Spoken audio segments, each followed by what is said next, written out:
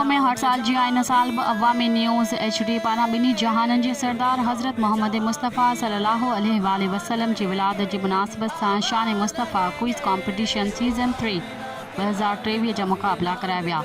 शान Mustafa quiz competition मुक़ाबलनि में खिपरो ऐं बहिराड़ी जे 24 खां वधीक गवर्नमेंट ऐं प्राइवेट स्कूल जे शागिर्दनि ऐं शागिर्दियाणियुनि जे विच में क्विज़ कॉम्पिटिशन जा मुक़ाबला कराया विया। प्रोग्राम में मुख़्तलिफ़ स्कूलनि जे 96 टीमुनि जे विच में 15 ॾींहं अवामी न्यूज़ जे स्टूडियो में मुक़ाबला जारी रहा। मुक़ाबलनि में राउंड क्वार्टर फाइनल सेमीफाइनल जा मुक़ाबला कराया विया, जॾहिं त फाइनल मुक़ाबले में रॉयल पब्लिक स्कूल ऐं गवर्नमेंट हाई स्कूल मोहम्मद आलम राजड़ स्कूल जूं टीमूं पहुतियूं। शान मुस्तफ़ा क्विज़ कॉम्पिटिशन जी मुख्य तक़रीब सांगड़ रोड ते क़ाइम पदम गर्ल हॉल में मुनक़द कई वई।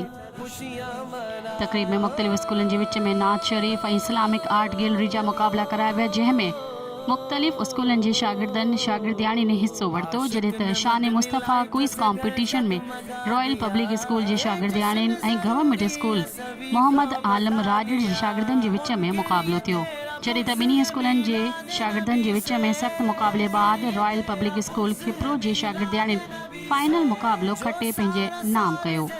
जॾहिं त शान मुस्तफ़ा क्विज़ कॉम्पिटिशन जी होस्टिंग मोहम्मद यूसुफ अतारी कई।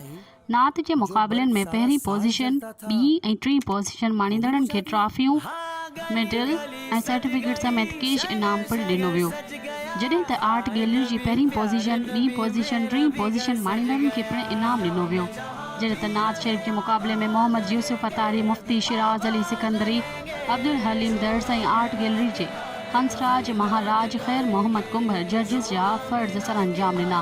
इन मौक़े ते अवामी न्यूज़ पारां बहितरीन इंसानी समाजी ख़िदमतूं करण ते मुख़्तलिफ़ माण्हुनि खे, जंहिंमें Mohammad Ali Rajput, Hasnain Rajput, Sarfaraz Rajar, TEO Khipro, Arbab Ali Samejo, doctor Bharat Kumar Khatri, doctor Khushiram, doctor Sidra के रमेश कुमार डोडाणी, अली अहमद हिंगोरजो ऐं ॿियनि खे मञता एवॉर्ड ॾिना विया।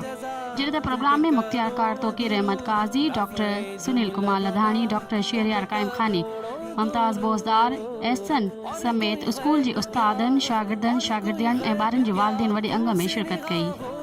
जब खुदा ही छुपा तुम पे करोड़ों दुरूद, काम बोले दीजिए तुमको जो राज़ी करे, ठीक गुना बेरज़ा, ठीक गुना बेरज़ा, तुम पे करोड़ों दुरूद।